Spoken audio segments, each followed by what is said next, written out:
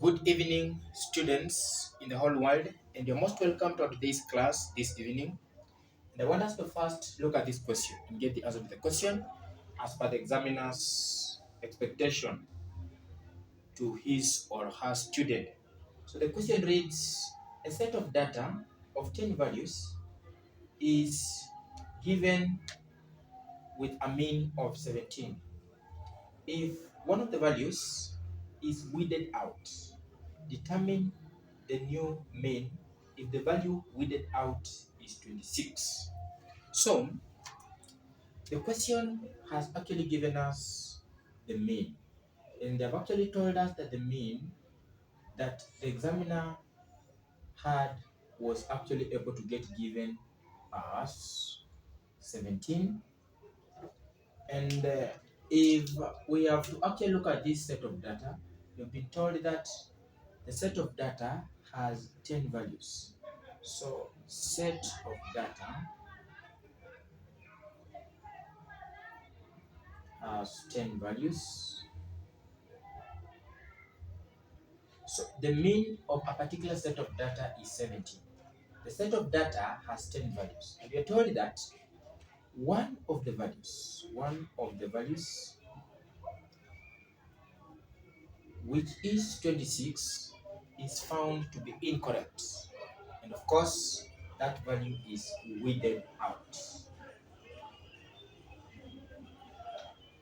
From the word weed, the unwanted plants on a particular farm. So it gets weeded out. So at the end of the day, the remaining values, remaining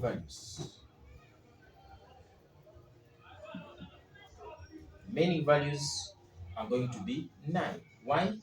We had a set of data initially with 10 values, but one of the values, which is 26, has been weeded out.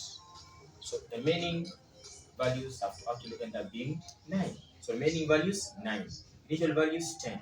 The value weeded out 26. So they want us to get the final mean or the resultant mean if 26 gets weeded out.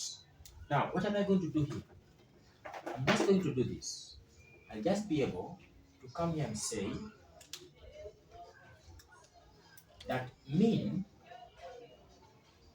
which is taken as x bar, should be equal to the summation of fx over the summation of f. Now, practically, as by the question's demand, they want us to get the final mean if one of those values can get weeded out. So first, we know very well the mean given initially is 70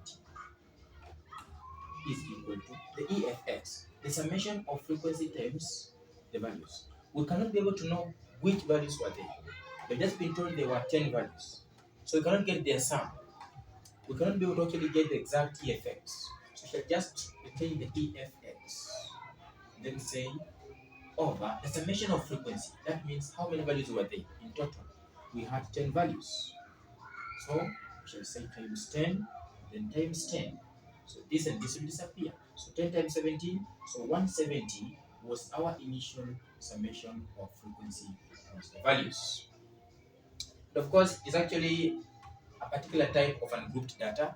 We might not actually find this fx to be very, very important to us. It might just be the summation of x, because those values are just random values. It's actually a particular type of ungrouped data. So, because of what you've been told in the question, we have been told that one of the values has actually been weeded out. So I'm going to say the initial summation, which is 170, less what has been weeded out. Because we expect the initial summation of all those values, of the 10 values, as the set of data given in the question, to be 170. And because one of the values gets weeded out, we shall actually take the initial summation minus the weeded out value. So that gives us, so we're going to say 170 less 26, that is 10, 4, that remains with 6, that gives us 4, 1. So it is 144. This remains as our EFX. Now the new mean. So we shall say now x bar, now the mean should be equal to the summation of fx. So new fx, or new summation of fx over new summation of f. So new summation of f. So we shall come here and say x bar, the mean should be equal to the new EFX, which is now 144. It was initially 170 less 26, the remaining one is 144, over new EF, the new frequency in terms of the total. The new summation of the frequency, that is 9. There were 10 values, one was weeded out, we made it 9. So our new mean becomes 16. That becomes the final answer. 9 into 14, 1. 9 into 5 into 54, 6. That becomes our final answer. That's our new mean when 26 is weeded out from that set of data that has 10 values. We made 9 values at the end of the day.